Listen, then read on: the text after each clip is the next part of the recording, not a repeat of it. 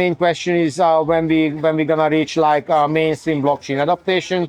I mean retail adaptation. But if it's gonna be something which is rather a cryptocurrency or something which is like government or banking initiated kind of innovation. I'm a uptight like low. Yeah, she know me, she already know. Está soltera, gata fiera, pantera, cuando se revela. Si le gusta, no se despega. Lo que dice papi coopera. Está soltera, gata fiera, pantera, cuando se revela. Si le gusta. I'm pretty long in the IT industry, I would say, but previously I did kind of like Microsoft stuff, which was like C#, .NET, SQL Server, and so on and so forth. But after a certain point, that was pretty boring. So I was just browsing a little bit what's like a cool technology throughout the world, and blockchain is a really disruptive and innovative technology. The Hungarian blockchain developer competencies is kind of a difficult question because I would say like 10 years ago you had like pretty good technical guys having both the technical part and the theoretical part as well. They were just ready to do anything in terms of cryptography, blockchain, distributed systems, and so on and so forth.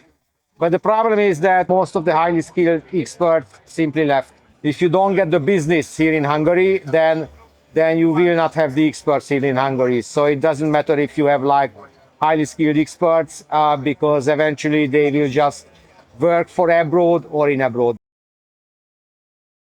In terms of DeFi and NFTs, I would say one of my directions is working with like public blockchain systems. I'm not so much the crypto anarchist. I mean, even if I'm wearing that hat, I like to do things in a regulated way. And this is sometimes difficult, but I can give you some general examples. So I just participated in an NFT gaming project. Basically, it was technically challenging. What I did basically is like having this smart contract architecture and then doing some off-chain calculation and supporting with that zero knowledge proof. So it was pretty exciting.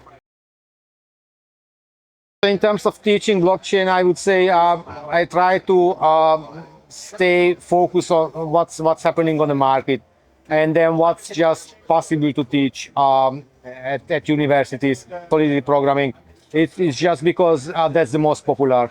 So if you just teach something else, it's very much a niche topic, so perhaps nobody uses it, or just difficult to get like a job in Hungary or in the region. So CBDC generally is a difficult question. The way I see there's like an evolution of finance at the moment, of money and finance. I wouldn't say banking because I'm not quite sure if banking gonna evolve. There are like three ways. One way is like cryptocurrency. That's one way, which of course, I mean, is a possible way, but I would say cryptocurrency is still not fully adopted throughout the world. So it's just still not mainstream in a sense. The second way is that you get something which is a banking innovation, but so I would say that banks do not innovate very much. It has several reasons. One reason is that banking regulation, and the other reason is like the short-sighted, profit-oriented way of thinking in banking. So that's the second way. The third way is CBDC. That might be a possible direction as well. Honestly, I'm not quite sure which direction is gonna happen.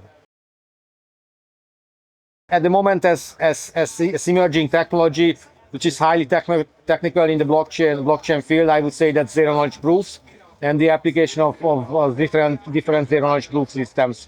That's what brainstormed, that's what innovated most, and it's basically used. I mean, the technology is very technical and mathematical. Mostly it's brainstormed like using in privacy or in scaling blockchain solutions.